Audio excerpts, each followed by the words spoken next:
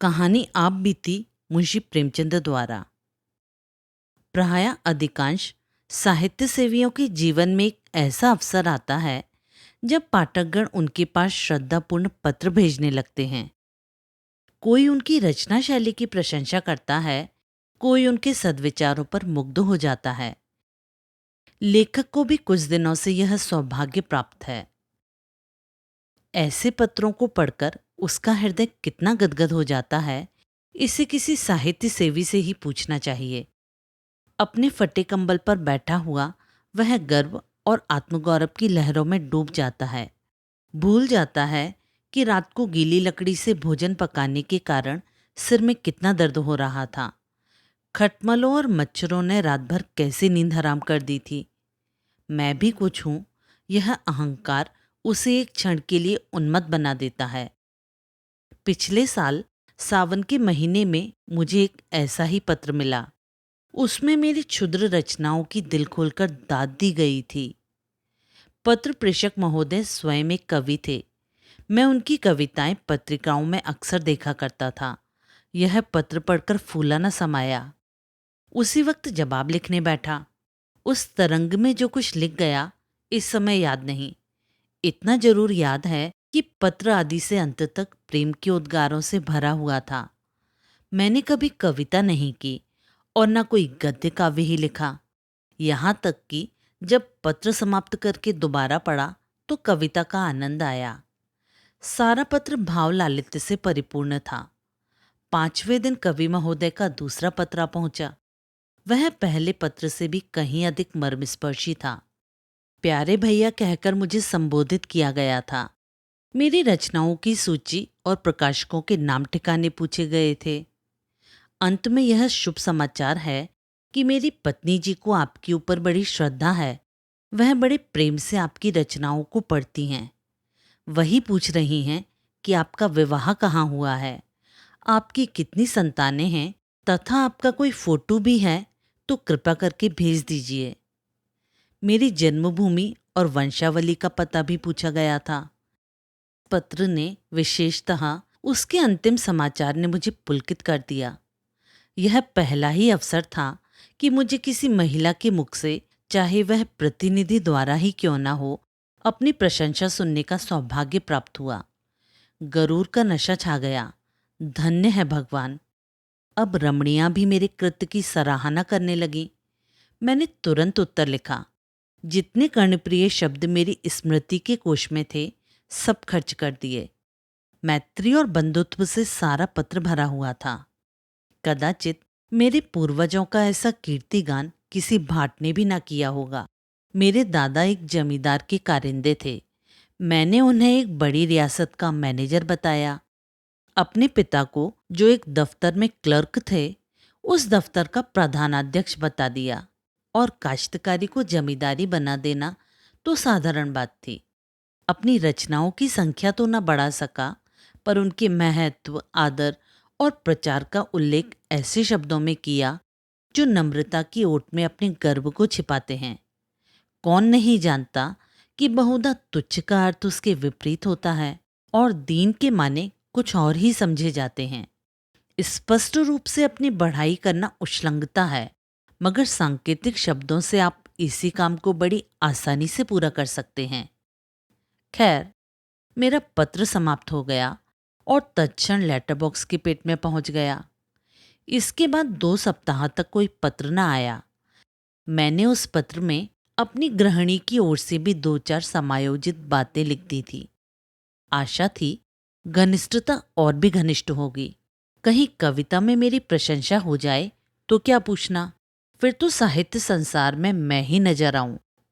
इस चुप्पी से कुछ निराशा होने लगी, लेकिन इस डर से कि कहीं कवि जी मुझे मतलबी अथवा सेंटिमेंटल ना समझ लें, कोई पत्र ना लिख सका। अश्विन का महीना था और तीसरा पहर। रामलीला की धूम मची हुई थी। मैं अपने एक मित्र के घर चला गया था। ताश की बाजी हो रही थी। सहसा एक महाशय मेरा नाम पूछते हुए आए और मेरे पास की कुर्सी पर बैठ गए। मेरा उनसे कभी परिचय न था। सोच रहा था यह आदमी कौन है और यहाँ कैसे आया। यार लोग उन महाशय की ओर देखकर आपस में इशारेबाजियां कर रहे थे। उनके आकार प्रकार में भी कुछ नवीनता थी।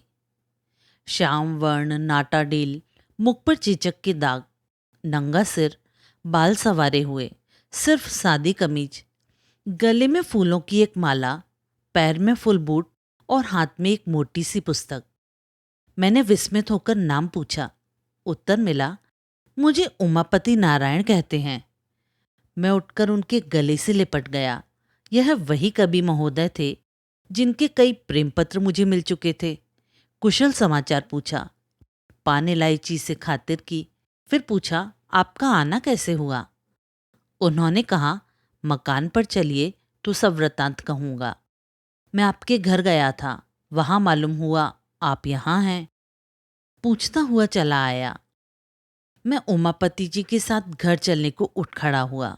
जब वह कमरे के बाहर निकल गए तो मेरे मित्र ने पूछा, यह कौन साहब हैं? मैंने कहा, मेरे एक नए दोस्त हैं। मित्र बोले, जरा इनसे होशियार रहिएगा, मुझे तो उचक्के से मालूम होते हैं। मैंने कहा, आपका अनुमान गलत है। आप हमेशा आदमी को उसकी सजधज से परखा करते हैं, पर मनुष्य कपड़ों में नहीं, हृदय में रहता है। मित्र बोले, खैर ये रहस्य की बातें तो आप जाने, मैं आपको आगाह किए देता हूं। मैंने इसका कोई जवाब नहीं दिया। उमापति जी के साथ घर पर आया, बाजार से भोजन मंगवाया, फिर बातें होने लगीं। उन्होंने मुझे अपनी कई कविताएं सुनाई। स्वर बहुत सरस और मधुर था। कविताएं तो मेरी समझ में खाक ना आई, पर मैंने तारीफों के पुल बांध दिए। झूम झूम कर वाह वाह करने लगा, जैसे मुझसे बढ़कर कोई काव्य रसिक संसार में न हो। संध्या को हम रामलीला देखने गए। लौटकर उन्हें फिर भोजन कराया। अब उन्होंने अपना वृत्तांत सुनाना शुरू किया। इस समय वह अपनी पत्नी को लेने कानपुर जा रहे हैं। उनका मकान कानपुर ही में है। उनका विचार है कि एक मासिक पत्रिका निकाली जाए। उनकी कविताओं के लिए एक प्रकाशक 1,000 रुपये देता है, पर उनकी इच्छा तो यह है कि उन्हें पहले पत्रिका में क्रमशः निकालकर फिर अपनी ही लागत से पुस्तकाकार छपवाएं। कानपुर में उनकी जमींदारी भी है, पर वह साहित्यिक जीवन व्यतीत करना चाहते हैं। जमींदारों से उन्हें घृणा है। उनकी स्त्री एक कन्या विद्यालय में प्रधानाध्यापिका है। आधी रात तक बातें होती रहीं। अब उनमें से अधिकांश याद नहीं हैं। हाँ, इतना याद है कि हम दोनों ने मिलकर अपने भावी जीवन का एक कार्यक्रम तैयार कर लिया था। मैं अपने भाग्य को सराहता था कि भगवान ने बैठे बिठाए ऐसा सच्चा मित्र भेज दिया। आधी रात बीत गई तो सोए। उन्हें दूसरे दिन 8 बजे की गाड़ी से जाना था। मैं जब सोकर उठा तब 7 बज चुके थे। उमापति जी हाथ मुंह धोए तैयार बैठे थे। बोले, अब आज्ञा दीजिए, लौटते समय इधर से ही जाऊंगा। इस समय आपको कुछ कष्ट दे रहा हूं, क्षमा कीजिएगा। मैं कल चला तो प्रातःकाल के 4 बजे थे। 2 बजे रात से पड़ा जाग रहा था कि कहीं नींद ना आ जाए, बल्कि यूँ समझिए कि सारी रात जागना पड़ा, क्योंकि चलने की चिंता लगी हुई थी। गाड़ी में बैठा तो झपकियाँ आने लगीं। कोट उतार कर रख दिया और लेट गया। तुरंत नींद आ गई। मुगल सराय में नींद खुली तो कोट गायब। नीचे ऊपर चारों तरफ देखा, कहीं पता नहीं। समझ गया किसी महाशय ने उड़ा दिया। सोने की सजा मिल गई। कोट में 50 रुपये रखे हुए थे, वे भी उसके साथ उड़ गए। आप मुझे 50 रुपये दें, पत्नी को मैके से लाना है, कुछ कपड़े वगैरह ले जाने पड़ेंगे। फिर ससुराल में सैकड़ों तरह के नेक जोग लगते हैं। कदम कदम पर रुपए खर्च होते हैं। न खर्च कीजिए तो हंसी है। मैं इधर से लौटूंगा तो देता जाऊंगा। मैं बड़े संकोच में पड़ गया। एक बार पहले भी धोखा खा चुका था, परंतु भ्रम हुआ कहीं अब की बार फिर वही दशा न हो। लेकिन शीघ्र ही मन के इस अविश्वास पर लज्जित हुआ। संसार में सभी मनुष्य एक से नहीं होते। यह बेचारे इतने सज्जन हैं, इस समय संकट में पड़ गए हैं, और मैं मिथ्या संदेह में पड़ा हुआ हूँ। घर में आकर पत्नी से कहा, तुम्हारे पास कुछ रुपए तो नहीं हैं? स्त्री बोली, क्या करोगे? मैंने कहा, मेरे मित्र जो कल आए हैं, उनके रुपए किसी ने गाड़ी में चुरा लिए। उन्हें बीवी की विदा कराने ससुराल जाना है। लौटती बार देते जाएंगे। पत्नी ने व्यंग करके कहा, तुम्हारे यहाँ जितने मित्र आते हैं, सब तुम्हें ठगने ही आते हैं। सभी संकट में पड़े रहते हैं। मेरे पास पैसे नहीं हैं। मैंने खुशामद करते हुए कहा, लाओ दे दो, बेचारे तैयार खड़े हैं, गाड़ी छूट जाएगी। स्त्री बोली, कह दो इस समय घर में रुपए नहीं हैं। मैंने कहा, यह कह देना आसान नहीं है। इसका अर्थ तो यह है कि मैं दरिद्र ही नहीं, मित्रहीन भी हूं। नहीं तो क्या मेरे लिए 50 रुपए का इंतजाम ना हो सकता? उमापति को कभी विश्वास ना आएगा कि मेरे पास रुपए नहीं हैं। इससे तो कहीं अच्छा हो कि साफ साफ यह कह दिया जाए कि हमको आप पर भरोसा नहीं है, हम आपको रुपए नहीं दे सकते। कम से कम अपना पर्दा तो ढका रह जाएगा। श्रीमती ने झुंझलाकर संदूक की कुंजी मेरे आगे फेंक दी और कहा, तुम्हें जितना बहस करना आता है, उतना कहीं आदमियों को परखना आता तो अब तक आदमी हो गए होते। ले जाओ, दे दो। किसी तरह तुम्हारी मर्यादा तो बनी रहे, लेकिन उधार समझकर मत देना। यह समझ लो कि पानी में फेंके देते हैं। मुझे आम खाने से काम था, पेड़ गिनने से नहीं। चुपके से रुपए निकाले और लाकर उमापति को दे दिए। फिर लौटती बार आकर रुपए दे जाने का आश्वासन देकर वह चल दिए। 7वें दिन शाम को वह घर से लौट आए। उनकी पत्नी और पुत्री भी साथ थी। मेरी पत्नी ने शक्कर और दही खिलाकर उनका स्वागत किया। मुंह दिखाई के 20 रुपए दिए। उनकी पुत्री को भी मिठाई खाने को 2 रुपए दिए। मैंने समझा था उमापति जी आते ही मेरे रुपए गिनने लगेंगे, लेकिन उन्होंने पहर रात गए तक रुपयों का नाम भी नहीं लिया। जब मैं घर में सोने गया तो बीबी से कहा, इन्होंने तो रुपए नहीं दिए जी। पत्नी ने व्यंग से हंसकर कहा, तो क्या सचमुच तुम्हें आशा थी कि वह आते ही तुम्हारे हाथ में रुपए रख देंगे? मैंने तो तुमसे पहले ही कह दिया था कि फिर पाने की आशा से रुपए मत दो। यही समझ लो कि किसी मित्र को सहायतार्थ दे दिए।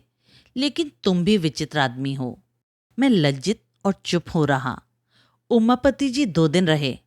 मेरी पत्नी उनका यथोचित आदर सत्कार करती रही, लेकिन मुझे उतना संतोष न था। मैं समझता था इन्होंने मुझे धोखा दिया। तीसरे दिन प्रातःकाल वह चलने को तैयार हुए। मुझे अब भी आशा थी कि वह रुपए देकर जाएंगे, लेकिन जब उनकी नई राम कहानी सुनी तो सन्नाटे में आ गया। वह अपना बिस्तर बांधते हुए बोले, बड़ा ही खेद है कि मैं अब की बार आपके रुपए न दे सका। बात यह है कि मकान पर पिताजी से भेंट ही नहीं हुई। वह तहसील वसूल करने गांव चले गए थे और मुझे इतना अवकाश न था कि गांव तक जाता। रेल का रास्ता नहीं है, बैलगाड़ियों पर जाना पड़ता है। इसलिए मैं एक दिन मकान पर रहकर ससुराल चला गया। वहां सब रुपए खर्च हो गए। विदाई के रुपए न मिल जाते तो यहाँ तक आना कठिन था। अब मेरे पास रेल का किराया तक नहीं है। आप मुझे 25 रुपए और दे दें, मैं वहां जाते ही भेज दूंगा। मेरे पास सिक्के तक का किराया नहीं है। जी मैं तो आया कि टका सा जवाब दे दूं, पर इतनी अशिष्टता ना हो सकी। फिर पत्नी के पास गया और रुपए मांगे।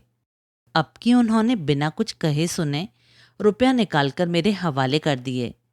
मैंने उदासीन भाव से रुपए उमापति जी को दिए। जब उनकी पुत्री और अर्धांगिनी जीने से उतर गईं, तो उन्होंने बिस्तर उठाया और मुझे प्रणाम किया। मैंने बैठे बैठे सिर हिलाकर जवाब दे दिया। उन्हें सड़क तक पहुंचाने भी न गया। 1 सप्ताह के बाद उमापति जी ने लिखा, मैं कार्यवश बरार जा रहा हूं, लौटकर रुपए भेजूंगा। मैंने 15 दिन बाद एक पत्र लिखकर कुशल समाचार पूछे।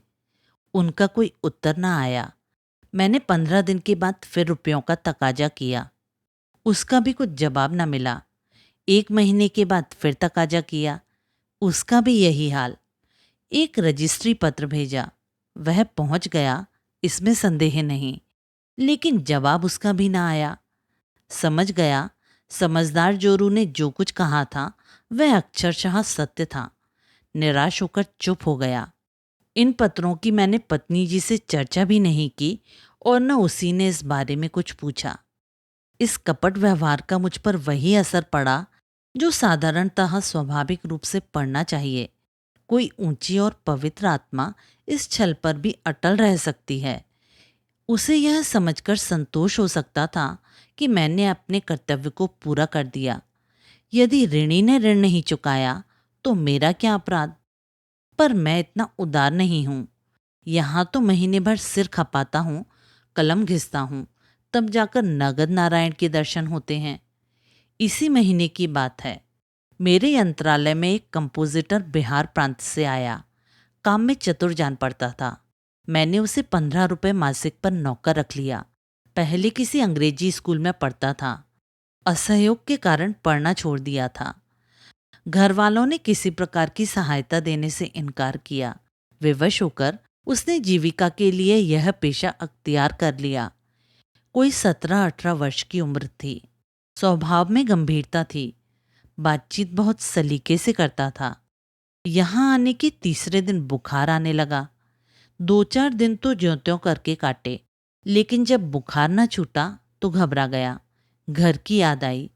और कुछ न सही, घर वाले क्या दवा दर्पण भी न करेंगे। मेरे पास आकर बोला, महाशय, मैं बीमार हो गया हूँ। आप कुछ रुपए दे दें तो घर चला जाऊं।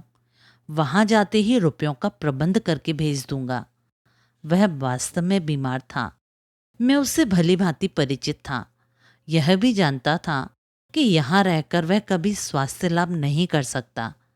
उसे सचमुच सहायता की जरूरत थी, पर मुझे शंका हुई कि कहीं यह भी रुपए हजम न कर जाए। जब एक विचारशील सुयोग्य विद्वान पुरुष धोखा दे सकता है तो ऐसे अर्धशिक्षित नवयुवक से कैसे यह आशा की जाए कि वह अपने वचन का पालन करेगा। मैं कई मिनट तक घोर संकट में पड़ा रहा। अंत में बोला, भाई, मुझे तुम्हारी दशा पर बहुत दुख है, मगर मैं इस समय कुछ न कर सकूंगा। बिल्कुल खाली हाथ हूँ। खेद है। यह कोरा जवाब सुनकर उसकी आंखों से आंसू गिरने लगे। वह बोला, आप चाहें तो कुछ न कुछ प्रबंध अवश्य कर सकते हैं। मैं जाते ही आपके रुपए भेज दूंगा। मैंने दिल में कहा, यहाँ तुम्हारी नीयत साफ है, लेकिन घर पहुंचकर भी यही नीयत रहेगी, इसका क्या प्रमाण है। नीयत साफ रहने पर भी मेरे रुपए दे सकोगे या नहीं, यह कौन जाने। कम से कम तुमसे वसूल करने का मेरे पास कोई साधन नहीं है। प्रकट में कहा, इसमें मुझे कोई संदेह नहीं है, लेकिन खेद है कि मेरे पास रुपए नहीं हैं। हाँ, तुम्हारी जितनी तनख्वाह निकलती है वह ले सकते हो। उसने कुछ जवाब नहीं दिया। किम कर्तव्यम विमूढ़ की तरह एक बार आकाश की ओर देखा और चला गया। मेरे हृदय में कठिन वेदना हुई। अपनी स्वार्थपरता पर ग्लानि हुई, पर अंत को मैंने जो निश्चय किया था उस पर स्थिर रहा। इस विचार से मन को संतोष हो गया कि मैं ऐसा कहाँ का धनी हूँ जो यूं रुपए पानी में फेंकता फिरूं। यह है उस कपट का परिणाम जो मेरे कवि मित्र ने मेरे साथ किया। मालूम नहीं आगे चलकर इस निर्बलता का क्या कुफल निकलता, पर सौभाग्य से उसकी नौबत न आई। ईश्वर को मुझे इस अपयश से बचाना मंजूर था। जब वह आंखों में आंसू भरे मेरे पास से चला तो कार्यालय के एक क्लर्क पंडित पृथ्वीनाथ से उसकी भेंट हो गई। पंडित जी ने उसका हाल पूछा। पूरा वृत्तांत सुन लेने पर बिना किसी आगा पीछे के उन्होंने 15 रुपए निकालकर उसे दे दिए। यह रुपए उन्हें कार्यालय के मुनीम से उधार लेने पड़े। मुझे यह हाल मालूम हुआ तो हृदय के ऊपर से एक बोझ सा उतर गया। अब वह बेचारा मजे से अपने घर पहुंच जाएगा। यह संतोष मुझे मुफ्त में ही प्राप्त हो गया। कुछ अपनी नीचता पर लज्जा भी आई। मैं लंबे लंबे लेखों में दया, मनुष्यता और सद्व्यवहार का उपदेश दिया करता था, पर अवसर पड़ने पर साफ जान बचाकर निकल गया। और यह बेचारा क्लर्क जो मेरे लेखों का भक्त था, इतना उदार और दयाशील निकला। गुरु गुड़ हो रहे और चिला शक्कर हो गए। खैर, उसमें भी एक व्यंग्यपूर्ण संतोष था कि मेरे उपदेशों का असर मुझ पर ना हुआ, ना सही दूसरों पर तो हुआ। चिराग के तले अंधेरा रहा तो क्या, उसका प्रकाश तो फैल रहा है। पर कहीं बेचारे को रुपए ना मिले तो खूब चकेंगे। हजरत को आड़े हाथों लूंगा। किंतु मेरी यह अभिलाषा पूरी ना हुई। 5वें दिन रुपए आ गए। ऐसी और आंख खोल देने वाली यातना मुझे और कभी ना मिली थी। खैरियत यही थी कि मैंने इस घटना की चर्चा स्त्री से नहीं की थी, नहीं तो मुझे घर में रहना भी मुश्किल हो जाता। उपर्युक्त वृत्तांत लिखकर मैंने एक पत्रिका में भेज दिया। मेरा उद्देश्य केवल यह था कि जनता के सामने कपट व्यवहार के कुपरिणाम का एक दृश्य रखूं। मैंने स्वप्न में भी आशा न की थी कि कोई प्रत्यक्ष फल मिलेगा। इसी से जब चौथे दिन अनायास मेरे पास 75 रुपये का मनी ऑर्डर पहुंचा तो मेरे आनंद की सीमा न रही। प्रेषक वही महाशय थे, उमापति। कूपन पर केवल क्षमा लिखा हुआ था। मैंने रुपए ले जाकर पत्नी के हाथों में रख दिए और कूपन दिखलाया। उसने अनमने भाव से कहा, इन्हें ले जाकर यत्न से अपने संदूक में रखो। तुम ऐसे लोभी प्रकृति के मनुष्य हो, यह मुझे आज ज्ञात हुआ। थोड़े से रुपयों के लिए किसी के पीछे पंजे झाड़कर पड़ जाना सज्जनता नहीं है। जब कोई शिक्षित और विनयशील मनुष्य अपने वचन का पालन न कर सके तो यही समझना चाहिए कि वह विवश है। विवश मनुष्य को बार बार तकाजों से लज्जित करना भलमनसाहत नहीं है। कोई मनुष्य जिसका सर्वथा नैतिक पतन नहीं हो गया है, यथाशक्ति किसी को धोखा नहीं देता। इन रुपयों को मैं तब तक अपने पास नहीं रखूंगी जब तक उमापति जी का कोई पत्र नहीं आ जाएगा कि क्यों रुपए भेजने में इतना विलंब हुआ। पर इस समय मैं ऐसी उदार बातें सुनने को तैयार न था। डूबा हुआ धन मिल गया, इसकी खुशी में फूला नहीं समाता था।